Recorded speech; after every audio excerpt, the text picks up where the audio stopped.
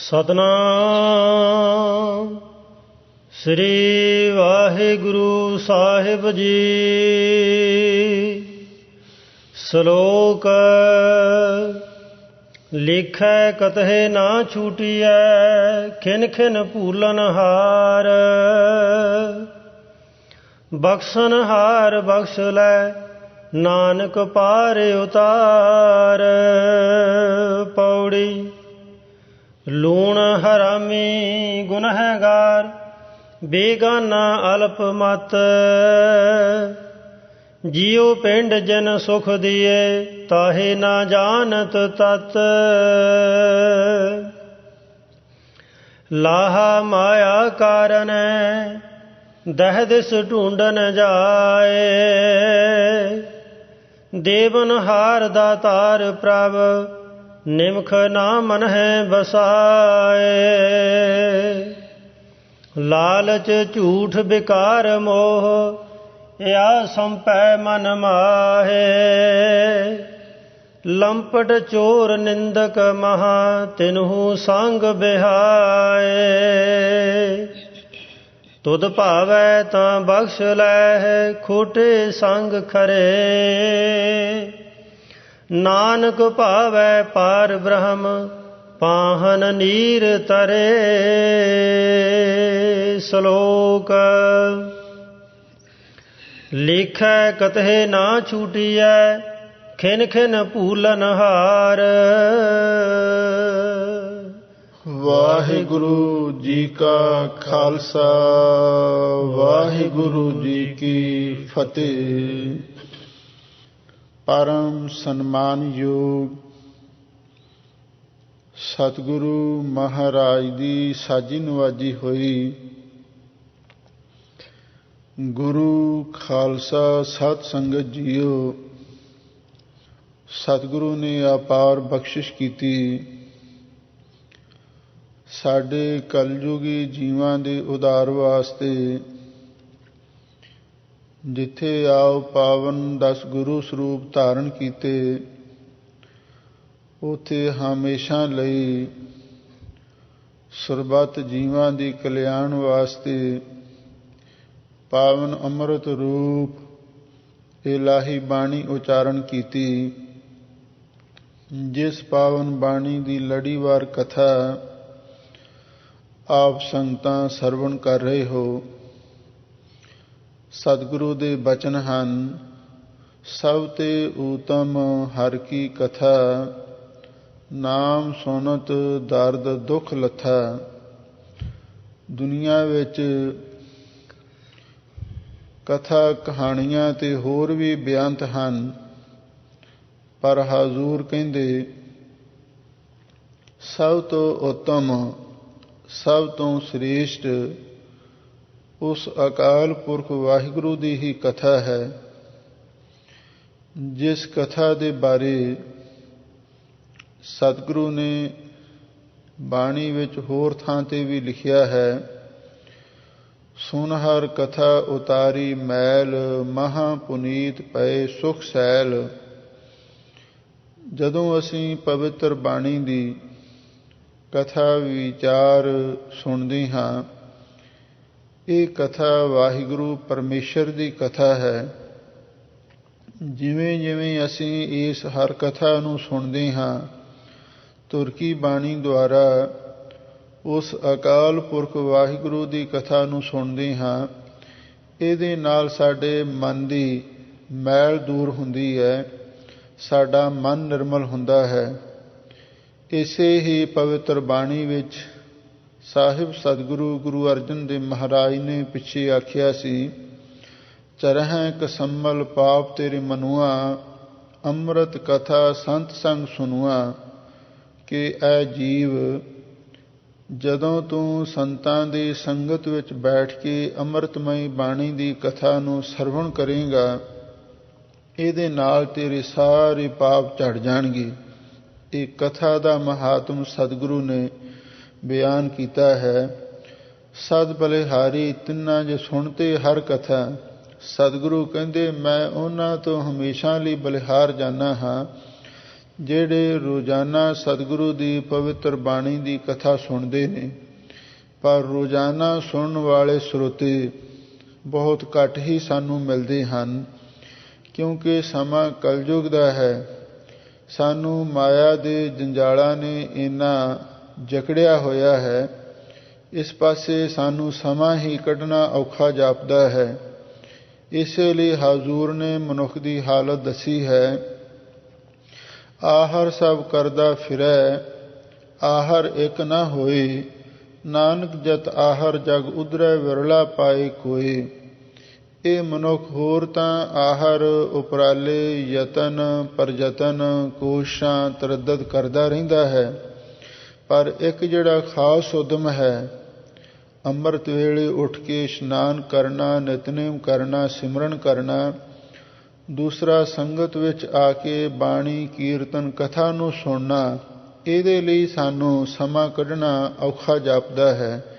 ਹਜ਼ੂਰ ਕਹਿੰਦੇ ਨੇ ਇਹ ਉਹ ਸਫਲ ਉਦਮ ਹੈ, ਸਗਲ ਉਦਮ ਹੈ ਉਦਮ ਭਲਾ, ਹਰ ਕਾ ਨਾਮ ਜਪੋ ਜੀਏ ਸਦਾ, ਜਿਹਦੇ ਨਾਲ ਸਾਡੇ ਜੀਵ ਦਾ ਉਧਾਰ ਹੋਣਾ ਹੈ। ਇਸ ਲਈ ਹਰ ਗੁਰਸਿੱਖ ਮਾਈ ਭਾਈ ਨੂੰ ਇਸ ਪਾਸੇ ਵੀ ਸਮਾਂ ਜ਼ਰੂਰ ਕੱਢਣਾ ਚਾਹੀਦਾ ਹੈ। ਪੰਚਮ ਪਾਤਸ਼ਾਹ ਸ਼ਹੀਦਾਂ ਦੇ ਸਰਤਾਜ ਸ਼ਾਂਤੀ ਦੇ ਸੋਮੇ ਧੰਨ ਗੁਰੂ ਅਰਜਨ ਦੇਵ ਮਹਾਰਾਜ ਸੱਚੇ ਪਾਤਸ਼ਾਹ ਨੇ ਗੌੜੀ ਰਾਗ ਦੇ ਅੰਦਰ ਇੱਕ ਵਿਸ਼ੇਸ਼ ਬਾਣੀ ਉਚਾਰਨ ਕੀਤੀ ਹੈ, ਜਿਸ ਦਾ ਨਾਮ 52 ਅੱਖਰੀ ਸਤਿਗੁਰੂ ਨੇ ਆਪ ਲਿਖਿਆ ਹੈ। 52 ਅੱਖਰੀ ਸ਼ਬਦ ਦਾ ਸੰਬੰਧ ਅਥਵਾ ਇਸ ਬਾਣੀ ਦਾ ਸੰਬੰਧ ਸੰਸਕ੍ਰਿਤ ਦੀ ਵਰਣਮਾਲਾ ਦੇ ਨਾਲ ਹੈ, ਕਿਉਂਕਿ ਸੰਸਕ੍ਰਿਤ ਦੀ ਵਰਣਮਾਲਾ ਦੇ 52 ਅੱਖਰ ਮੰਨੇ ਗਏ ਨੇ, ਜਿਨ੍ਹਾਂ ਦੇ ਵਿੱਚ 16 ਸਵਰ ਨੇ, 34 ਵਿਅੰਜਨ ਹਨ ਤੇ ਕੁਝ ਹੋਰ ਅੱਖਰ ਨੇ। ਕੁੱਲ ਗਿਣਤੀ 52 ਵਿਦਵਾਨਾਂ ਨੇ ਲਿਖੀ ਹੈ। ਸਾਹਿਬ ਸਤਿਗੁਰੂ ਸੱਚੇ ਪਾਤਸ਼ਾਹ ਦੇ ਪਾਸ ਕਿਸੇ ਸੰਸਕ੍ਰਿਤ ਦੇ ਵਿਦਵਾਨ ਪੰਡਤ ਨੇ ਆ ਕੇ ਬੇਨਤੀ ਕੀਤੀ, ਸੱਚੇ ਪਾਤਸ਼ਾਹ ਕਿਰਪਾ ਕਰੋ, ਮੈਨੂੰ ਸੰਸਕ੍ਰਿਤ ਦੀ ਵਰਣਮਾਲਾ ਦੁਆਰਾ ਉਪਦੇਸ਼ ਬਖਸ਼ਿਸ਼ ਕਰੋ। ਤਾਂ ਇੱਕ ਇੱਕ ਅੱਖਰ ਦੁਆਰਾ ਸਾਹਿਬ ਸਤਿਗੁਰੂ ਸੱਚੇ ਪਾਤਸ਼ਾਹ ਨੇ ਉਪਦੇਸ਼ ਬਖਸ਼ਿਸ਼ ਕੀਤੇ ਹਨ, ਜਿਨ੍ਹਾਂ ਦੀ ਵਿਚਾਰ ਆਪ ਸੰਗਤਾਂ ਪਿਛਲੇ ਦਿਨਾਂ ਤੋਂ ਸਰਵਣ ਕਰ ਰਹੇ ਹੋ। ਤਕਰੀਬਨ 50 ਪੌੜੀਆਂ ਦੇ ਤੇ ਸ਼ਲੋਕਾਂ ਦੇ ਅੰਦਰ ਗੁਰੂ ਮਹਾਰਾਜ ਨੇ ਉਹ ਵਿਚਾਰ ਸੰਪੂਰਨ ਕੀਤੀ ਹੈ। ਹੁਣ ਸਾਹਿਬ ਸਤਿਗੁਰੂ ਸੱਚੇ ਪਾਤਸ਼ਾਹ ਅੱਗੇ ਸਾਧਾਰਨ ਉਪਦੇਸ਼ ਸਾਨੂੰ ਹੁਣ ਬਖਸ਼ਿਸ਼ ਕਰ ਰਹੇ ਹਨ, ਕਿਉਂਕਿ 50 ਤੋਂ ਬਾਅਦ ਜਿਹੜੇ 5 ਹੋਰ ਸ਼ਲੋਕ ਤੇ ਪੌੜੀਆਂ ਨੇ, ਉਹਨਾਂ ਦੇ ਵਿੱਚ ਗੁਰੂ ਮਹਾਰਾਜ ਨੇ ਕਿਸੇ ਵਿਸ਼ੇਸ਼ ਵਰਣ ਦਾ ਜਾਂ ਅੱਖਰ ਦਾ ਕੋਈ ਸੰਕੇਤ ਨਹੀਂ ਦਿੱਤਾ। ਇਸ ਲਈ ਹੁਣ ਸਾਧਾਰਨ ਉਪਦੇਸ਼ ਹੀ ਇਸ ਨੂੰ ਆਖਿਆ ਜਾ ਸਕਦਾ ਹੈ।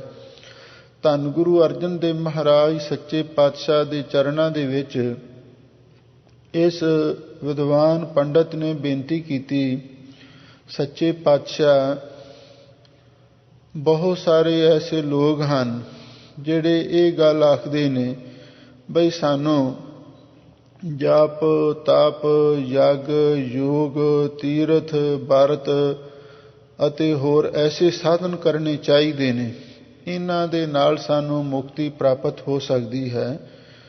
ਪਰ ਗੁਰਮਤਿ ਦਾ ਸਿਧਾਂਤ ਕੀ ਹੈ? ਤਾਂ ਸਾਹਿਬ ਸਤਿਗੁਰੂ ਸੱਚੇ ਪਾਤਸ਼ਾਹ ਇਸ ਪਾਵਨ ਸ਼ਬਦ ਦੇ ਵਿੱਚ ਇਹ ਇੱਕ ਮਹਾਨ ਪਵਿੱਤਰ ਸਿੱਖਿਆ ਬਖਸ਼ਿਸ਼ ਕਰ ਰਹੇ ਹਨ। ਮਨੁੱਖ ਚਾਹੇ ਕਿੰਨੇ ਵੀ ਧਰਮ ਕਰਮ ਕਰ ਲਵੇ, ਪਰ ਉਹਨਾਂ ਦੇ ਨਾਲ ਮੁਕਤੀ ਨਹੀਂ ਕਦੀ ਵੀ ਮਿਲ ਸਕਦੀ। ਹਾਂ, ਸਭ ਤੋਂ ਪਹਿਲਾਂ ਆਪਣੇ ਕੀਤੇ ਗੁਨਾਹਾਂ ਨੂੰ ਪਾਪਾਂ ਨੂੰ ਬਖਸ਼ਾਉਣ ਦੇ ਲਈ ਅਕਾਲ ਪੁਰਖ ਦੇ ਚਰਨਾਂ ਦੇ ਵਿੱਚ ਅਰਦਾਸ ਬੇਨਤੀ ਕਰਨੀ ਚਾਹੀਦੀ ਹੈ, ਕਿਉਂਕਿ ਕਰਮਾਂ ਦੇ ਲੇਖੇ ਦੇ ਨਾਲ ਤਾਂ ਸਾਡਾ ਕਦੇ ਲੇਖਾ ਮੁੱਕ ਹੀ ਨਹੀਂ ਸਕਦਾ। ਇਸੇ ਲਈ ਸਾਹਿਬ ਸਤਿਗੁਰੂ ਸੱਚੇ ਪਾਤਸ਼ਾਹ ਸਾਨੂੰ ਇਹ ਸਿੱਖਿਆ ਬਖਸ਼ਿਸ਼ ਕਰ ਰਹੇ ਹਨ, ਆਪ ਸੰਗਤਾਂ ਪ੍ਰੇਮ ਦੇ ਨਾਲ ਸੁਣੋ ਤੇ ਇੱਕ ਵਾਰੀ ਪਿਆਰ ਦੇ ਨਾਲ ਆਖੋ ਸਤਿਨਾਮ ਸ੍ਰੀ ਵਾਹਿਗੁਰੂ ਸਾਹਿਬ ਜੀਓ। ਸ਼ਲੋਕ ਲਿਖੈ ਕਤਹਿ ਨਾ ਛੂਟੀਐ ਖਿਨ ਖਿਨ ਭੂਲਨ ਹਾਰ।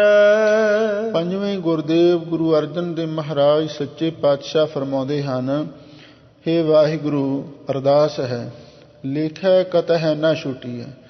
ਜੇ ਤੁਸੀਂ ਸਾਡੇ ਕਰਮਾਂ ਦਾ ਲੇਖਾ ਕਰਨ ਲੱਗ ਪਏ, ਉਸ ਲੇਖੇ ਦੇ ਨਾਲ ਤੇ ਅਸੀਂ ਕਦੀ ਵੀ ਨਹੀਂ ਛੁੱਟ ਸਕਦੇ। ਕਿਉਂ? ਖਿਨ ਖਿਨ ਭੁੱਲਣ ਹਾਰ। ਅਸੀਂ ਤੇ ਖਿਨ ਖਿਨ ਕਾਲ ਭੁੱਲਣ ਹਾਰ ਹਾਂ। ਭਾਵ ਅਸੀਂ ਜਾਣੇ ਅਣਜਾਣੇ ਇੰਨੀਆਂ ਗਲਤੀਆਂ ਕਰੀ ਜਾ ਰਹੇ ਹਾਂ ਜਿਨ੍ਹਾਂ ਦਾ ਸਾਨੂੰ ਪਤਾ ਵੀ ਨਹੀਂ ਲੱਗ ਸਕਦਾ। ਇਸੇ ਲਈ ਹਜ਼ੂਰ ਕਹਿੰਦੇ ਨੇ, ਲੇਖੇ ਦੇ ਨਾਲ, ਕਰਮਾਂ ਦੇ ਹਿਸਾਬ ਦੇ ਨਾਲ ਕਦੇ ਸਾਡਾ ਛੁਟਕਾਰਾ ਨਹੀਂ ਹੋ ਸਕਦਾ। ਹਾਂ, ਤੁਹਾਡੀ ਕਿਰਪਾ ਹੋ ਜਾਵੇ, ਤੁਹਾਡੀ ਨਜ਼ਰੇ ਅਨਾਇਤ ਹੋ ਜਾਵੇ, ਤੁਹਾਡਾ ਨਜ਼ਰੇ ਕਰਮ ਹੋ ਜਾਵੇ, ਉਹਦੇ ਨਾਲ ਹੀ ਸਾਡਾ ਭਲਾ ਹੋ ਸਕਦਾ ਹੈ। ਬਖਸ਼ਣ ਹਾਰ ਬਖਸ਼ ਲੈ, ਨਾਨਕ ਪਾਰ ਉਤਾਰ। ਇਸੇ ਲਈ ਸਾਹਿਬ ਸਤਿਗੁਰੂ ਸੱਚੇ ਪਾਤਸ਼ਾਹ ਕਹਿੰਦੇ, ਭਾਈ ਇਉਂ ਅਰਦਾਸ ਬੇਨਤੀ ਕਰਨੀ ਹੈ, ਹੇ ਬਖਸ਼ਣਹਾਰ ਵਾਹਿਗੁਰੂ, ਕਿ ਅਫਵਲ ਗੁਨਾਹਾਂ ਹੈ ਕਿ ਸ਼ਾਹਾਨ ਸ਼ਾਹ ਹੈ। ਜਾਪ ਸਾਹਿਬ ਦੇ ਵਿੱਚ ਕਲਗੀਧਰ ਪਾਤਸ਼ਾਹ ਨੇ ਲਿਖਿਆ ਹੈ ਕਿ ਉਹ ਵਾਹਿਗੁਰੂ ਸਾਰੇ ਗੁਨਾਹਾਂ ਨੂੰ ਮਾਫ ਕਰਨ ਵਾਲਾ ਹੈ। ਇੱਥੇ ਆ ਕੇ ਇੱਕ ਗੱਲ ਦਾਸ ਨੂੰ ਯਾਦ ਆ ਗਈ। ਕਹਿੰਦੇ ਨੇ, ਬਾਈਬਲ ਦੇ ਵਿੱਚ ਜੀਸਸ ਨੇ ਵੀ ਇੱਕ ਬੜਾ ਸੁੰਦਰ ਖਿਆਲ ਦਿੱਤਾ ਹੈ। ਉਹ ਲਿਖਦਾ ਹੈ ਕਿ ਉਹ ਅਕਾਲ ਪੁਰਖ ਵਾਹਿਗੁਰੂ ਉਹਨਾਂ ਦੇ ਹੀ ਗੁਨਾਹ ਮੁਆਫ ਕਰਦਾ ਹੈ ਜਿਹੜੇ ਦੂਸਰਿਆਂ ਦੇ ਗੁਨਾਹ ਮੁਆਫ ਕਰਨ ਦੇ ਲਈ ਤਿਆਰ ਹੁੰਦੇ ਨੇ। ਜੇ ਕੋਈ ਆਦਮੀ ਦੂਸਰੇ ਦੇ ਗੁਨਾਹ ਨੂੰ ਮੁਆਫ ਨਹੀਂ ਕਰ ਸਕਦਾ ਤੇ ਕਦੇ ਸਾਡੇ ਕੀਤੇ ਗੁਨਾਹਾਂ ਨੂੰ ਉਹ ਵਾਹਿਗੁਰੂ ਵੀ ਮਾਫ ਨਹੀਂ ਕਰੇਗਾ। ਇਸੇ ਲਈ ਅਸੀਂ ਜੇ ਆਪਣੇ ਗੁਨਾਹਾਂ ਨੂੰ ਮੁਆਫ ਕਰਵਾਉਣਾ ਚਾਹੁੰਦੇ ਹਾਂ ਤੇ ਫਿਰ ਸਾਨੂੰ ਖੁਦ ਵੀ ਕਿਸੇ ਦੇ ਗੁਨਾਹਾਂ ਨੂੰ ਮੁਆਫ ਕਰਨਾ ਚਾਹੀਦਾ ਹੈ। ਹਜ਼ੂਰ ਕਹਿੰਦੇ ਨੇ, ਵਾਹਿਗੁਰੂ ਦੇ ਚਰਨਾਂ ਵਿੱਚ ਅਰਦਾਸ ਕਰੋ, ਕਿਉਂਕਿ ਉਹ ਬੜਾ ਦਿਆਲੂ ਕਿਰਪਾਲੂ ਹੈ। ਜੋ ਸ਼ਰਨ ਆਵੈ ਤਿਸ ਕੰਠ ਲਾਵੈ, ਇਹ ਬਿਰਧ ਸੁਆਮੀ ਸੰਦਾ। ਇਹ ਉਸ ਅਕਾਲ ਪੁਰਖ ਵਾਹਿਗੁਰੂ ਦਾ ਬਿਰਧ ਹੈ। ਉਹਦੇ ਦਰ ਤੇ ਤਰੂਦ ਤੇ ਪ੍ਰਹਿਲਾਦ ਵਰਗੇ ਵੀ ਪ੍ਰਵਾਨ ਹੋਏ ਨੇ। ਉਹਦੇ ਦਰ ਤੇ ਕਬੀਰ ਤੇ ਨਾਮਦੇਵ ਰਵਿਦਾਸ ਵਰਗੇ ਵੀ ਪ੍ਰਵਾਨ ਹੋਏ ਨੇ।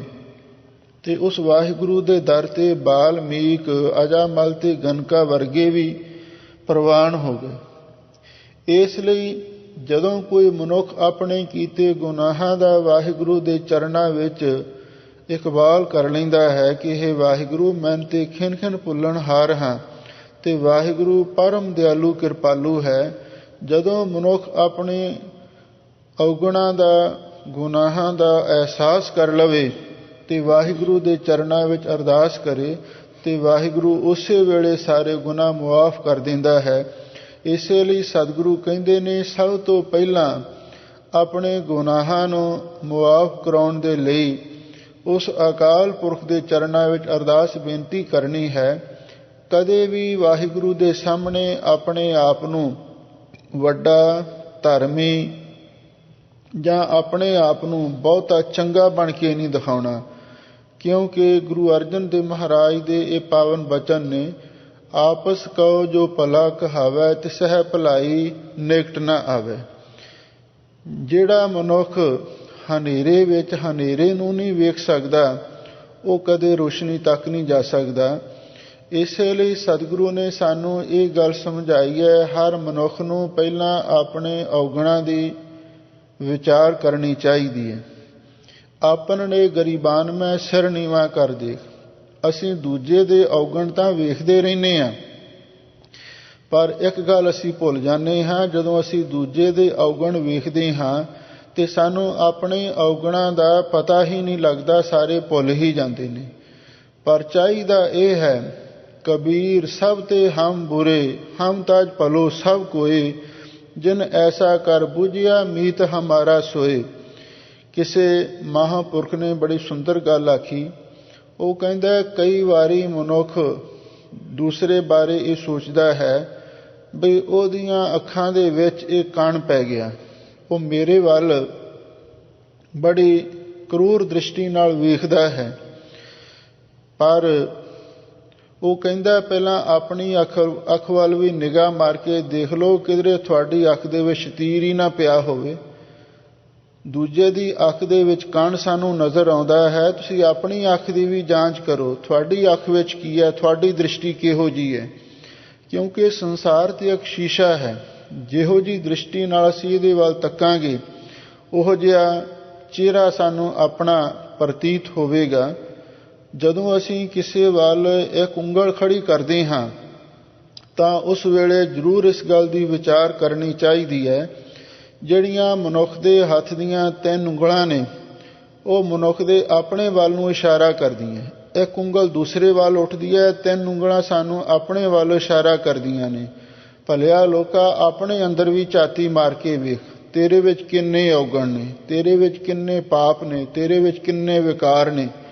ਜਦੋਂ ਅਸੀਂ ਅਕਾਲ ਪੁਰਖ ਦੇ ਚਰਨਾਂ ਵਿੱਚ ਵੀ ਜਾ ਕੇ ਅਰਦਾਸ ਕਰਨੀ ਹੈ, ਉਸ ਵੇਲੇ ਕੋਈ ਕਰਮਾਂ ਦੇ ਲੇਖੇ ਜੋਖੇ ਦੀ ਗੱਲ ਨਹੀਂ ਕਰਨੀ ਬਈ ਅਸੀਂ ਇੰਨੇ ਪਾਠ ਕੀਤੇ, ਅਸੀਂ ਇੰਨੀਆਂ ਮਾਲਾ ਫੇਰੀਆਂ, ਅਸੀਂ ਇੰਨੇ ਪੁੰਨ ਦਾਨ ਕੀਤੇ, ਇੰਨੇ ਤੀਰਥ ਇਸ਼ਨਾਨ ਕੀਤੇ। ਐਸੀਆਂ ਗੱਲਾਂ ਕਦੇ ਭੁੱਲ ਕੇ ਵੀ ਨਹੀਂ ਕਰਨੀਆਂ ਚਾਹੀਦੀਆਂ, ਕਿਉਂਕਿ ਇਹਨਾਂ ਗੱਲਾਂ ਕਰਨ ਦੇ ਨਾਲ ਹੰਕਾਰ ਪ੍ਰਗਟ ਹੁੰਦਾ ਹੈ ਤੇ ਹੰਕਾਰ ਵਾਹਿਗੁਰੂ ਨੂੰ ਮਨਜ਼ੂਰ ਨਹੀਂ ਹੈ। ਹਰ ਜੀਉ ਹੰਕਾਰ ਨਾ ਭਾਵੇ, ਵੇਦ ਕੂਕ ਸੁਣਾਵੇ। ਇਸੇ ਲਈ ਸਤਿਗੁਰੂ ਕਹਿੰਦੇ ਨੇ ਲੇਖੇ ਦੇ ਨਾਲ ਨਹੀਂ ਅਸੀਂ ਛੁੱਟ ਸਕਦੇ, ਅਸੀਂ ਤੇ ਖਿਨ ਖਿਨ ਭੁੱਲਣ ਹਾਰ ਹਾਂ। ਇਸ ਲਈ ਇਹ ਬਖਸ਼ਣਹਾਰ ਵਾਹਿਗੁਰੂ ਕਿਰਪਾ ਕਰ, ਤੂੰ ਸਾਨੂੰ ਬਖਸ਼ ਲੈ, ਨਾਨਕ ਪਾਰ ਉਤਾਰ ਤੇ ਕਿਰਪਾ ਕਰਕੇ ਸਾਨੂੰ ਭਵਸਾਗਰ ਤੋਂ ਪਾਰ ਉਤਾਰ ਦੇ। ਪੌੜੀ ਲੂਣ ਹਰਾਮੀ ਗੁਨਹਗਾਰ ਬੇਗਾਨਾ ਅਲਪ ਮਤ। ਲਓ ਹੁਣ ਕਿਵੇਂ ਵਾਹਿਗੁਰੂ ਦੇ ਚਰਨਾਂ ਦੇ ਵਿੱਚ ਨਿਮਾਣੇ ਤੇ ਨਿਤਾਣੇ ਹੋ ਕੇ ਤੇ ਆਪਣੇ ਸਾਰੇ ਗੁਨਾਹਾਂ ਨੂੰ ਪ੍ਰਵਾਨ ਕਰਕੇ ਅਰਦਾਸ ਬੇਨਤੀ ਕਰਨੀ ਹੈ। ਹੇ ਵਾਹਿਗੁਰੂ ਜੀ, ਮੈਂ ਤੇ ਲੂਣ ਹਰਾਮੀ ਹਾਂ, ਨਿਮਕ ਹਰਾਮੀ ਹਾਂ, ਤੁਹਾਡਾ ਖਾ ਕੇ ਮੈਂ ਤੁਹਾਡਾ ਸਿਮਰਨ ਨਹੀਂ ਕਰਦਾ, ਤੁਹਾਡਾ ਸ਼ੁਕਰਾਨਾ ਨਹੀਂ ਕਰਦਾ। ਕਿੰਨੇ ਲੋਕ ਨੇ ਜੋ ਪਰਮੇਸ਼ਰ ਦੀਆਂ ਦਾਤਾਂ ਲੈ ਕੇ ਕੋਈ ਉਹਦਾ ਸ਼ੁਕਰਾਨਾ ਕਰਦੇ ਨੇ, ਬਸ ਖਾ ਲਿਆ, ਪੀ ਲਿਆ, ਸੌਂ ਲਿਆ, ਖੇਡ ਲਿਆ, ਰੱਬ ਸਾਨੂੰ ਕਿੱਥੇ ਯਾਦ ਆਉਂਦਾ। ਜਿਵੇਂ ਸਾਹਿਬ ਸਤਿਗੁਰੂ ਸੱਚੇ ਪਾਤਸ਼ਾਹ ਨੇ ਅਗਲੇ ਸ਼ਲੋਕ ਦੇ ਵਿੱਚ ਹੀ ਲਿਖਿਆ ਹੈ, ਖਾਤ ਪੀਤ ਖੇਲਤ ਹਸਤ ਭਰਮੇ ਜਨਮ ਅਨੇਕ, ਭਵਜਲ ਤੇ ਕਾਢੋ ਪ੍ਰਭੂ ਨਾਨਕ ਤੇਰੀ ਟੇਕ। ਅਸੀਂ ਤਾਂ ਖਾਣ ਪੀਣ ਖੇਲਣ ਹੱਸਣ ਦੇ ਵਿੱਚ ਸਾਰੀ ਜ਼ਿੰਦਗੀ ਬਸਰ ਕਰ ਦਿੰਦੇ ਹਾਂ, ਕੌਣ ਰੱਬ ਨੂੰ ਯਾਦ ਕਰਦਾ। ਬਹੁਤੇ ਲੋਕਾਂ ਦੇ ਜੀਵਨ ਦਾ ਉਦੇਸ਼ ਹੀ ਇਹ ਹੈ, ਖਾਓ ਪੀਓ ਮੌਜਾਂ ਮਾਣੋ ਹੱਸੋ ਖੇਡੋ, ਆਹ ਜਗ ਮਿੱਠਾ ਅਗਲਾ ਕਿਹਨੇ ਡਿੱਠਾ। ਪਰ ਸਤਿਗੁਰੂ ਕਹਿੰਦੇ ਨੇ ਕੇਵਲ ਇਹਨਾਂ ਗੱਲਾਂ ਦੇ ਵਿੱਚ ਹੀ ਸਭ ਕੁਝ ਭੁੱਲ ਨਹੀਂ ਜਾਣਾ ਚਾਹੀਦਾ, ਬਲਕਿ ਆਪਣੇ ਗੁਨਾਹਾਂ ਨੂੰ ਮਾਫ ਕਰਵਾਉਣ ਦੇ ਲਈ ਵਾਹਿਗੁਰੂ ਦੇ ਚਰਨਾਂ ਵਿੱਚ ਅਰਦਾਸ ਵੀ ਬੇਨਤੀ ਕਰਨੀ ਹੈ। ਇਹ ਵਾਹਿਗੁਰੂ ਜੀ, ਮੈਂ ਤੇ ਲੂਣ ਹਰਾਮੀ ਹਾਂ, ਮੈਂ ਨਿਮਕ ਹਰਾਮੀ ਹਾਂ, ਤੁਹਾਡਾ ਖਾ ਕੇ ਤੁਹਾਡਾ ਨਾਮ ਨਹੀਂ ਜਪਦਾ, ਨਾ ਨਿਤਨੇਮ ਕਰਦਾ ਹਾਂ ਤੇ ਗੁਨਾਹਗਾਰ, ਤੇ ਮੈਂ ਤੇ ਬਹੁਤ ਵੱਡਾ ਗੁਨਾਹਗਾਰ ਵੀ ਹਾਂ, ਅਪਰਾਧੀ ਵੀ ਹਾਂ, ਬੇਗਾਨਾ।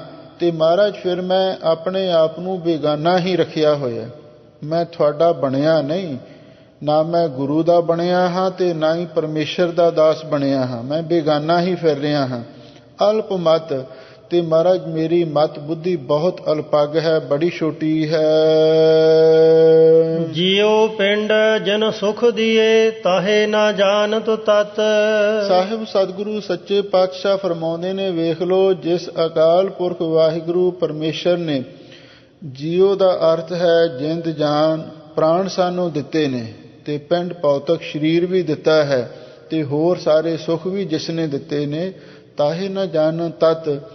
ਸਤਿਗੁਰੂ ਕਹਿੰਦੇ ਨੇ ਇਹ ਉਸ ਤਤ ਸਰੂਪ ਵਾਹਿਗੁਰੂ ਪਰਮੇਸ਼ਰ ਨੂੰ ਜਾਣਦਾ ਹੀ ਨਹੀਂ ਹੈ। ਜਿਸ ਦਾਤੇ ਨੇ ਇੰਨੀਆਂ ਦਾਤਾਂ ਬਖਸ਼ਿਸ਼ ਕੀਤੀਆਂ ਹੋਈਆਂ ਹਨ, ਅਸੀਂ ਉਸ ਨੂੰ ਭੁੱਲੇ ਹੋਏ ਹਾਂ। ਦਾਤ ਪਿਆਰੀ ਵਿਸਰਿਆ ਦਾ ਤਾਰਾ, ਜਾਣੈ ਨਾਹੀ ਮਰਨ ਵਿਚਾਰਾ। ਸਾਨੂੰ ਦਾਤਾਂ ਤੇ ਰੱਬ ਦੀਆਂ ਚੰਗੀਆਂ ਲੱਗਦੀਆਂ ਨੇ, ਪਰ ਉਸ ਦਾਤੇ ਨੂੰ ਅਸੀਂ ਭੁੱਲ ਜਾਂਦੇ ਹਾਂ। ਹਰ ਦੁਨੀਆ ਚਾਹੁੰਦੀ ਹੈ ਮੇਰਾ ਹੱਕ ਸਾਨੂੰ ਮਿਲੇ, ਪਰ ਆਪਣੇ ਫਰਜ਼ਾਂ ਦੀ ਪਾਲਣਾ ਕਰਨੀ ਭੁੱਲ ਜਾਂਦੇ ਹਾਂ।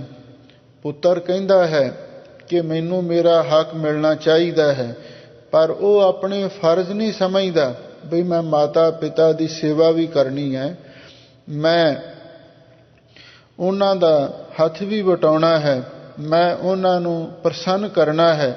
ਮਾਤਾ ਪਿਤਾ ਨੂੰ ਪ੍ਰਸੰਨ ਕਰਕੇ ਪੁੱਤਰ ਸਭ ਕੁਛ ਲੈ ਸਕਦਾ, ਅਤੇ ਜੇ ਹੁਣ ਧੱਕੇ ਨਾਲ, ਜ਼ੋਰ ਦੇ ਨਾਲ, ਸੀਨੇ ਜ਼ੋਰੀ ਦੇ ਨਾਲ ਮੰਗੇ, ਉਹ ਗੱਲ ਗਲਤ ਹੋ ਜਾਂਦੀ ਹੈ। ਇਸੇ ਲਈ ਸਾਹਿਬ ਸਤਿਗੁਰੂ ਸੱਚੇ ਪਾਤਸ਼ਾਹ ਕਹਿੰਦੇ ਨੇ, ਜਿਹਦੇ ਕੋਲੋਂ ਕੁਛ ਲੈਣਾ ਹੋਵੇ ਪਹਿਲਾਂ ਉਹਦੇ ਬਣਨਾ ਚਾਹੀਦਾ, ਅਤੇ ਫੇਰ ਹੀ ਗੱਲ ਬਣਦੀ ਹੈ। ਇਸੇ ਲਈ ਹਜ਼ੂਰ ਕਹਿੰਦੇ ਨੇ, ਜਿਸ ਵਾਹਿਗੁਰੂ ਨੇ ਸਾਨੂੰ ਇਹ ਜੀਵ ਆਤਮਾ ਸੂਖਸ਼ਮ ਸਰੀਰ ਜਿੰਦ ਜਾਨ ਦਿੱਤੀ ਹੈ ਅਤੇ ਪਿੰਡ ਸਥੂਲ ਸਰੀਰ ਦਿੱਤਾ ਹੈ, ਅਤੇ ਹੋਰ ਜਿਸ ਨੇ ਸਾਰੇ ਸੁੱਖ ਦਿੱਤੇ ਨੇ, ਅਤੇ ਇਹ ਮਨੁੱਖ ਉਸ ਤਤ ਸਰੂਪ ਵਾਹਿਗੁਰੂ ਨੂੰ ਜਾਣਦਾ ਹੀ ਨਹੀਂ ਹੈ। ਲਾਹਾ ਮਾਇਆ ਕਾਰਨੈ ਦਹਿ ਦਿਸ ਢੂੰਡਨ ਜਾਏ। ਲਓ ਹੁਣ ਸਾਹਿਬ ਸਤਿਗੁਰੂ ਸੱਚੇ ਪਾਤਸ਼ਾਹ ਫਰਮਾਉਂਦੇ ਨੇ, ਮਨੁੱਖ ਐਸਾ ਗੁਸਤਾਖ ਹੈ, ਇੱਕ ਮਾਇਆ ਦੇ ਲਾਭ ਦੀ ਖਾਤਰ ਦਸੋ ਦਿਸ਼ਾ ਦੇ ਵਿੱਚ ਢੂੰਡਣ ਵਾਸਤੇ ਜਾਂਦਾ। ਜਿੱਥੋਂ ਵੀ ਇਸ ਨੂੰ ਪਤਾ ਲੱਗੇ ਵੀ ਮੈਨੂੰ ਕੋਈ ਮਾਇਆ ਦਾ ਲਾਭ ਹੁੰਦਾ ਹੈ, ਚਾਹੇ ਆਪਣੇ ਦੇਸ਼ ਵਿੱਚ ਬੈਠਾ ਹੈ, ਚਾਹੇ ਪ੍ਰਦੇਸ਼ ਵਿੱਚ ਬੈਠਾ ਹੈ, ਚਾਹੇ ਵਿਦੇਸ਼ ਵਿੱਚ ਬੈਠਾ ਹੈ, ਜਿਸ ਪਾਸੇ ਮਾੜੀ ਜੀ ਕਣਸੋ ਪੈਂਦੀ ਹੈ ਨਾ, ਵੀ ਉਸ ਪਾਸੇ ਸਾਨੂੰ ਬਹੁਤਾ ਮਾਇਆ ਦਾ ਲਾਭ ਹੋ ਸਕਦਾ ਹੈ, ਅਤੇ ਅਸੀਂ ਰਾਤ ਦਿਨ ਉਸ ਪਾਸੇ ਵੱਲ ਨੂੰ ਦੌੜੇ ਫਿਰਦੇ ਹਾਂ। ਇਹ ਸਾਰੇ ਮਨੁੱਖਾਂ ਦੀ ਇਹ ਹਾਲਤ ਹੈ।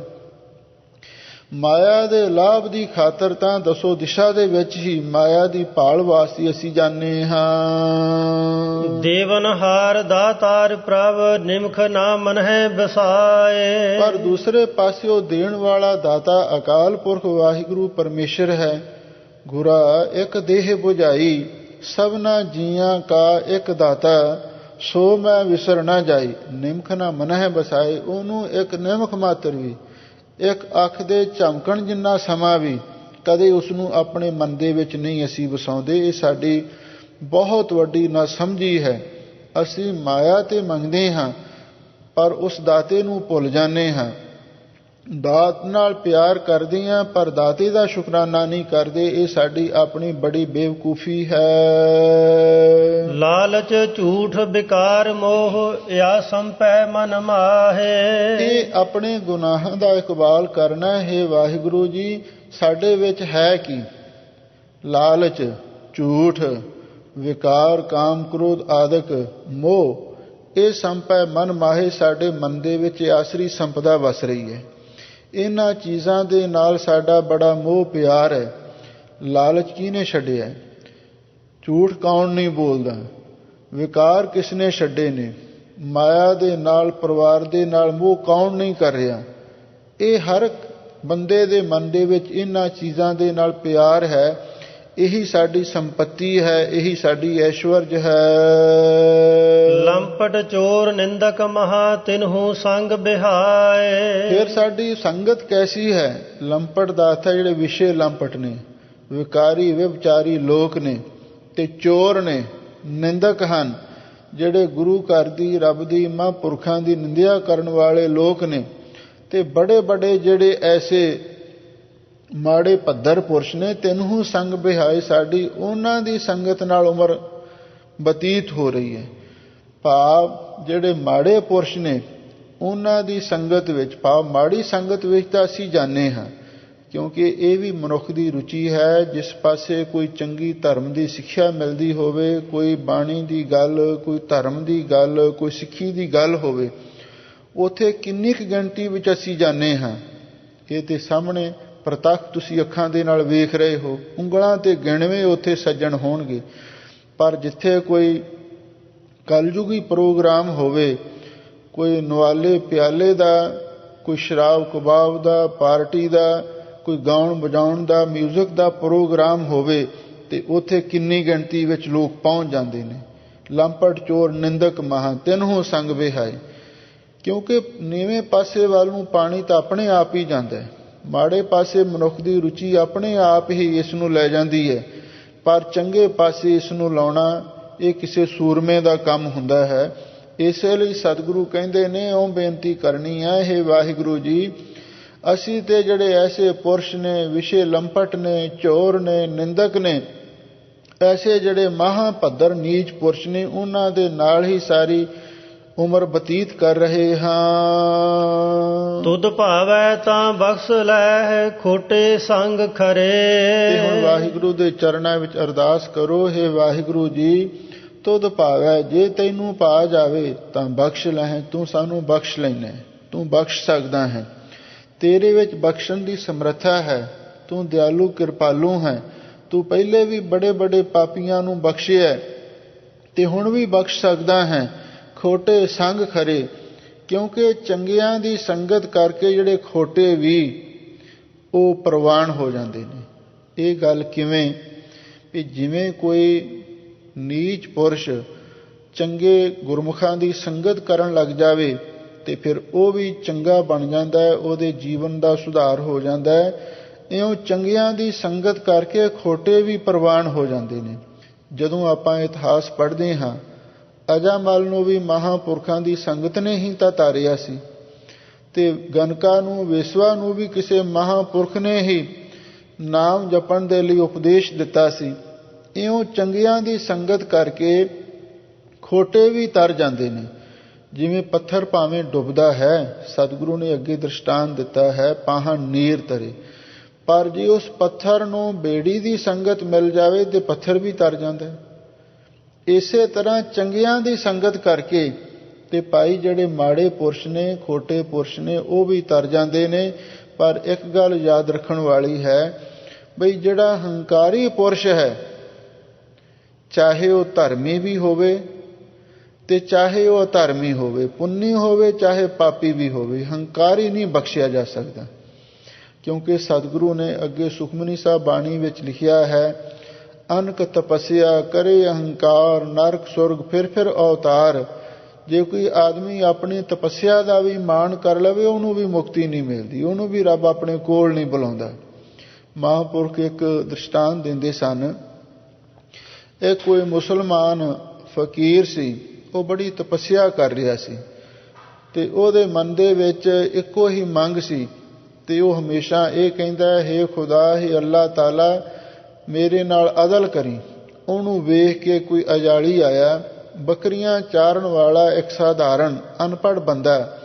ਉਹਨੇ ਦੇਖਿਆ ਵੀ ਇਹ ਇੱਕ ਫਕੀਰ ਹੈ, ਸਾਧੂ ਹੈ, ਦਿਨ ਰਾਤ ਰੱਬ ਦੀ ਬੰਦਗੀ ਕਰਦਾ ਹੈ, ਤੇ ਮੈਂ ਰਾਤ ਦਿਨ ਭੇਡਾਂ ਬੱਕਰੀਆਂ ਹੀ ਚਾਰਦਾ ਰਹਿਣਾ, ਕਿ ਮੇਰੀ ਵੀ ਕਲਿਆਣ ਹੋ ਜਾਵੇਗੀ। ਮਨ ਵਿੱਚ ਸੋਚ ਰਿਹਾ ਸੀ ਤੇ ਆਖਰ ਉਸਨੇ ਸੋਚਿਆ ਵੀ ਹੁਣ ਮੈਂ ਹੋਰ ਤਾਂ ਕਿਸੇ ਢੰਗ ਦੇ ਨਾਲ ਬਖਸ਼ਿਆ ਨਹੀਂ ਜਾ ਸਕਦਾ, ਪਰ ਹੁਣ ਉਸ ਵਾਹਿਗੁਰੂ ਦੇ ਚਰਨਾਂ ਵਿੱਚ ਅਰਦਾਸ ਬੇਨਤੀ ਕਰਨੀ ਚਾਹੀਦੀ ਹੈ। ਜਿਵੇਂ ਇਸ ਸ਼ਬਦ ਵਿੱਚ ਸਤਿਗੁਰੂ ਮਹਾਰਾਜ ਨੇ ਸਿਖਾਇਆ ਨਾ, ਲਿਖਿਆ ਕਤਹਿ ਨਾ ਛੂਟੀਐ, ਖਿਨ ਖਿਨ ਭੂਲਣ ਹਾਰ, ਬਖਸ਼ਨਹਾਰ ਬਖਸ਼ ਲੈ ਨਾਨਕ ਪਾਰੋ ਤਾਰ। ਉਹ ਅਜਾਲੀ ਕਹਿਣ ਲੱਗਾ, ਹੇ ਖੁਦਾ, ਹੇ ਅੱਲਾਹ ਤਾਲਾ, ਹੇ ਪਰਮ ਪਿਤਾ, ਬਈ ਮੈਂ ਤੇ ਗੁਨਾਹਗਾਰ ਹਾਂ, ਮੈਂ ਤੇ ਲੂਣ ਹਰਾਮੀ ਹਾਂ, ਮੈਂ ਤੇ ਗੁਨਾਹਗਾਰ ਹਾਂ, ਮੇਰੇ ਤੇ ਫਜ਼ਲ ਕਰ। ਫਾਰਸੀ ਵਿੱਚ ਅਦਲ ਕਹਿੰਦੇ ਨੇ ਨਿਆਂ ਨੂੰ, ਇਨਸਾਫ ਨੂੰ, ਤੇ ਫਜ਼ਲ ਕਹਿੰਦੇ ਨੇ ਮਿਹਰ ਨੂੰ, ਰਹਿਮਤ ਨੂੰ, ਕਿਰਪਾ ਦ੍ਰਿਸ਼ਟੀ ਨੂੰ। ਹੁਣ ਜਿਹੜਾ ਬੰਦਗੀ ਕਰਨ ਵਾਲਾ ਸਾਧੂ ਸੀ, ਉਹ ਅਦਲ ਮੰਗ ਰਿਹਾ ਸੀ, ਤੇ ਜਿਹੜਾ ਅਜਾਲੀ ਸੀ, ਉਹ ਫਜ਼ਲ ਮੰਗ ਰਿਹਾ ਸੀ। ਉਹਨਾਂ ਦੋਹਾਂ ਦੇ ਕੋਲ ਵਾਹਿਗੁਰੂ ਪਰਮੇਸ਼ਰ ਨੇ ਇੱਕ ਆਪਣਾ ਦੂਤ ਭੇਜਿਆ। ਉਹ ਜਾ ਕੇ ਉਹਨਾਂ ਨੂੰ ਕਹਿਣ ਲੱਗਾ, ਬਈ ਮੈਨੂੰ ਉਸ ਖੁਦਾ ਨੇ ਤੁਹਾਡੇ ਪਾਸ ਭੇਜਿਆ, ਦੱਸੋ ਤੁਹਾਡੀ ਕੀ ਅਭਿਲਾਖਾ ਹੈ, ਕੀ ਚਾਹੁੰਦੇ ਹੋ, ਕੀ ਮੰਗ ਹੈ। ਤਾਂ ਉਹ ਫਕੀਰ ਹੰਕਾਰ ਦੇ ਵਿੱਚ ਕਹਿਣ ਲੱਗਾ, ਬਈ ਤੂੰ ਮੇਰੇ ਵੱਲੋਂ ਜਾ ਕੇ ਖੁਦਾ ਨੂੰ ਇਹ ਗੱਲ ਆਖ ਦੇਵੀਂ, ਮੈਨੂੰ 12 ਸਾਲ ਇੱਕ ਸਿਲਾ ਤੇ ਬੈਠੇ ਨੂੰ ਹੋ ਗਏ ਨੇ, ਮੈਂ ਬੜੀ ਬੰਦਗੀ ਕੀਤੀ ਹੈ, ਬੜੀ ਤਪੱਸਿਆ ਕੀਤੀ ਹੈ, ਇਸ ਲਈ ਮੇਰੇ ਨਾਲ ਅਦਲ ਕਰੇ। ਤੇ ਉਸ ਅਜਾਲੀ ਨੂੰ ਪੁੱਛਿਆ, ਤੂੰ? ਉਹ ਕਹਿੰਦਾ, ਮੈਂ ਤੇ ਲੂਣ ਹਰਾਮੀ ਗੁਨਾਹਗਾਰ ਹਾਂ, ਤੇ ਖੁਦਾ ਨੂੰ ਜਾ ਕੇ ਕਹਿ ਦੇਵੀਂ ਮੇਰੇ ਤੇ ਫਜ਼ਲ ਕਰੇ। ਉਹ ਦੂਤ ਵਾਪਸ ਚਲਾ ਗਿਆ। ਜਾ ਕੇ ਵਾਹਿਗੁਰੂ ਦੇ ਚਰਨਾਂ ਵਿੱਚ ਬੇਨਤੀ ਕੀਤੀ ਤੇ ਵਾਹਿਗੁਰੂ ਪਰਮੇਸ਼ਰ ਨੇ ਫਿਰ ਉਸ ਨੂੰ ਭੇਜਿਆ। ਉਹਨਾਂ ਦੋਹਾਂ ਨੂੰ ਹੁਣ ਮੇਰੇ ਪਾਸ ਬੁਲਾ ਲਿਆ। ਹੁਣ ਉਹ ਤਪੱਸਿਆ ਕਰਨ ਵਾਲਾ ਫਕੀਰ ਵੀ ਤੇ ਉਹ ਅਜਾਲੀ ਵੀ ਦੋਵੇਂ ਜਾਣੇ ਰੱਬ ਦੀ ਦਰਗਾਹ ਵਿੱਚ ਹਾਜ਼ਰ ਹੋਏ। ਤੇ ਜਦੋਂ ਉਸ ਵਾਹਿਗੁਰੂ ਪਰਮੇਸ਼ਰ ਨੇ ਫਕੀਰ ਨੂੰ ਵੇਖਿਆ ਵੀ ਹੰਕਾਰ ਦੇ ਵਿੱਚ ਹੈ, ਉਹਨੂੰ ਪੁੱਛਣ ਲੱਗਾ, ਦੱਸ ਬਈ ਤੈਨੂੰ ਕੀ ਚਾਹੀਦਾ? ਉਹ ਕਹਿੰਦਾ, ਮੈਂ 12 ਸਾਲ ਤਪੱਸਿਆ ਕੀਤੀ, ਮੈਂ ਇਹਦਾ ਫਲ ਚਾਹੁੰਦਾ ਹਾਂ, ਮੇਰੇ ਨਾਲ ਅਦਲ ਕਰੀ। ਤੇ ਖੁਦਾ ਨੇ ਉਸ ਵੇਲੇ ਦੇਖਿਆ ਵੀ ਇਹਦੇ ਵਿੱਚ ਤਾਂ ਹੰਕਾਰ ਬੋਲ ਰਿਹਾ ਹੈ। ਕਹਿਣ ਲੱਗਾ, ਅੱਛਾ ਜੇ ਤੂੰ ਅਦਲ ਭਾਲਦਾ ਹੈ ਨਾ ਮੇਰੇ ਕੋਲੋਂ, ਜਿਸ ਪੱਥਰ ਦੀ ਸਿਲਾ ਤੇ ਬੈਠ ਕੇ 12 ਸਾਲ ਤੂੰ ਤਪੱਸਿਆ ਕੀਤੀ ਹੈ ਤੇ 12 ਸਾਲ ਹੀ ਉਸ ਪੱਥਰ ਦੀ ਸਿਲਾ ਨੂੰ ਸਿਰ ਤੇ ਚੁੱਕਣਾ ਪਵੇਗਾ। ਉਸ ਤੋਂ ਬਾਅਦ ਅਗਲਾ ਹਿਸਾਬ ਕਿਤਾਬ ਕਰਾਂਗੇ, ਕਿਉਂਕਿ ਰੱਬ ਦੇ ਘਰ ਦੇ ਵਿੱਚ ਹੰਕਾਰ ਨਹੀਂ ਪੁੱਗਦਾ। ਤੇ ਉਹ ਅਜਾਲੀ ਕਹਿਣ ਲੱਗਾ, ਹੇ ਖੁਦਾ, ਹੇ ਅੱਲਾਹ ਤਾਲਾ, ਮੈਂ ਤੇ ਗੁਨਾਹਗਾਰ ਹਾਂ, ਮੈਂ ਤੇ ਪਾਪੀ ਬੰਦਾ, ਮੇਰੇ ਤੇ ਫਜ਼ਲ ਕਰ। ਤੇ ਖੁਦਾ ਹੱਸ ਕੇ ਕਹਿਣ ਲੱਗਾ, ਕਹਿੰਦਾ ਇਹਨੂੰ ਬਹਿਸ਼ਤਾਂ ਵਿੱਚ ਭੇਜ ਦਿਓ, ਇਹਨੂੰ ਸਵਰਗ ਵਿੱਚ ਭੇਜ ਦਿਓ। ਇਉਂ ਉੱਥੇ ਹੰਕਾਰ ਨਹੀਂ ਚੱਲ ਸਕਦਾ। ਇਸੇ ਲਈ ਸਾਹਿਬ ਸਤਿਗੁਰੂ ਸੱਚੇ ਪਾਤਸ਼ਾਹ ਸਾਨੂੰ ਸਮਝਾ ਰਹੇ ਹਨ ਵੀ ਵਾਹਿਗੁਰੂ ਦੇ ਚਰਨਾਂ ਵਿੱਚ ਅਰਦਾਸ ਕਰੋ, ਹੇ ਵਾਹਿਗੁਰੂ ਜੀ, ਜੇ ਤੁਹਾਨੂੰ ਭਾ ਜਾਵੇ ਤਾਂ ਤੂੰ ਬਖਸ਼ ਲੈਣਾ ਹੈ। ਚੰਗਿਆਂ ਦੀ ਸੰਗਤ ਕਰਕੇ ਤੇ ਖੋਟੇ ਪੁਰਸ਼ ਵੀ ਤਰ ਜਾਂਦੇ ਹਨ। ਨਾਨਕ ਭਾਵੈ ਪਾਰ ਬ੍ਰਹਮ ਪਾਹਨ ਨੀਰ ਤਰੇ। ਧੰਨ ਗੁਰੂ ਅਰਜਨ ਦੇਵ ਮਹਾਰਾਜ ਸੱਚੇ ਪਾਤਸ਼ਾਹ ਫਰਮਾਉਂਦੇ ਨੇ, ਭਾਈ ਜੀ ਉਸ ਪਾਰ ਬ੍ਰਹਮ ਅਕਾਲ ਪੁਰਖ ਵਾਹਿਗੁਰੂ ਨੂੰ ਭਾ ਜਾਵੇ, ਪਾਹਨ ਨੀਰ ਤਰੇ। ਜਿਹੜੇ ਪੱਥਰ ਨੇ, ਪਾਹਨ ਦਾ ਅਰਥ ਹੈ ਪੱਥਰ, ਉਹ ਪੱਥਰ ਵੀ ਪਾਣੀ ਤੇ ਤਰ ਜਾਂਦੇ ਨੇ। ਪ੍ਰਤੱਖ ਵੀ ਦੱਸਦੇ ਨੇ, ਜਦੋਂ ਰਾਮਚੰਦਰ ਜੀ ਨੇ ਲੰਕਾ ਨੂੰ ਜਾਣ ਵਾਸਤੇ ਰਾਮੇਸ਼ਵਰ ਵਿਖੇ ਪੁਲ ਬੰਨਿਆ ਤਾਂ ਉਸ ਵੇਲੇ ਰਾਮ ਨਾਮ ਲਿਖ ਕੇ ਪੱਥਰ ਵੀ ਤਰ ਗਏ ਸਨ, ਪਰ ਉੱਤੇ ਨਾਮ ਲਿਖਿਆ ਗਿਆ ਸੀ। ਉਸ ਨਾਮ ਦੀ ਸ਼ਕਤੀ ਨਾਲ ਪੱਥਰ ਤਰ ਗਏ ਸਨ। ਇੱਕ ਰਵਾਲਸਰ ਤੀਰਥ ਹੈ ਇੱਧਰ ਮੰਡੀ ਦੇ ਨੇੜੇ। ਆਪਾਂ ਅੱਗੇ ਕੁੱਲੂ ਮਨਾਲੀ ਨੂੰ ਜਾਂਦੇ, ਰਸਤੇ ਵਿੱਚ ਇਹ ਮੰਡੀ ਸ਼ਹਿਰ ਪੈਂਦਾ ਹੈ। ਉੱਥੋਂ ਸਾਈਡ ਤੇ 15-20 ਕਿਲੋਮੀਟਰ ਤੇ ਰਵਾਲਸਰ ਤੀਰਥ ਹੈ। ਉੱਥੇ ਵੀ ਇਹ ਸੁਣਨ ਵਿੱਚ ਆਇਆ ਵੀ ਕਹਿੰਦੇ ਉੱਥੇ ਵੀ ਪੱਥਰ ਤਰਦੇ ਨੇ, ਪਰ ਉੱਥੇ ਪੱਥਰ ਤਰਨ ਵਾਲੀ ਜਿਹੜੀ ਗੱਲ ਕੁਛ ਅਜੀਬ ਕਿਸਮ ਦੀ ਹੈ।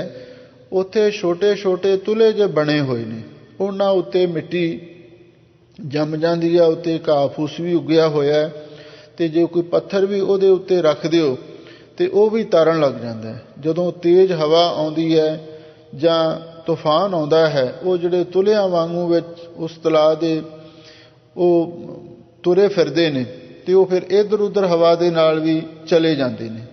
ਤੇ ਉਹਦੇ ਬਾਰੇ ਆਮ ਇਹ ਲੋਕਾਂ ਦੀ ਧਾਰਨਾ ਬਣੀ ਹੋਈ ਆ ਵੀ ਕਹਿੰਦੇ ਉੱਥੇ ਪੱਥਰ ਵੀ ਤਰਦੇ ਨੇ, ਪਰ ਉਹ ਪੱਥਰ ਨਹੀਂ, ਤੁਲਹੇ ਬਣੇ ਹੋਏ ਨੇ। ਤੁਲੇ ਜੇ ਤਰਦੇ ਨੇ ਲੱਕੜ ਦੇ ਬਣੇ ਹੋਏ ਨੇ। ਲਓ ਹੁਣ ਇੱਥੇ ਸਾਹਿਬ ਸਤਿਗੁਰੂ ਸੱਚੇ ਪਾਤਸ਼ਾਹ ਕਹਿੰਦੇ ਨੇ, ਭਾਈ ਜੇ ਵਾਹਿਗੁਰੂ ਨੂੰ ਭਾ ਜਾਵੇ ਤੇ ਪਾਹਨ ਪੱਥਰ ਵੀ ਪਾਣੀ ਤੋਂ ਤਰ ਸਕਦੇ ਨੇ। ਉਹ ਕਿਵੇਂ ਤਰ ਸਕਦੇ ਨੇ? ਤੁਸੀਂ ਪੱਥਰ ਨੂੰ ਬੇੜੀ ਤੇ ਰੱਖ ਦਿਓ, ਫਿਰ ਉਹ ਪੱਥਰ ਪਾਣੀ ਤੋਂ ਤਰ ਸਕਦਾ। ਇਹ ਇੱਕ ਢੰਗ ਹੈ, ਇਹ ਇੱਕ ਜੁਗਤ ਹੈ। ਇਸੇ ਤਰ੍ਹਾਂ ਜੇ ਕੋਈ ਪੱਥਰ ਵਰਗਾ ਕਠੋਰ ਆਦਮੀ ਮਹਾਂਪੁਰਖਾਂ ਦੀ ਸੰਗਤ ਕਰੇ ਤੇ ਮਹਾਂਪੁਰਖਾਂ ਦੀ ਸੰਗਤ ਬੇੜੀ ਵਾਂਗ ਹੁੰਦੀ ਹੈ।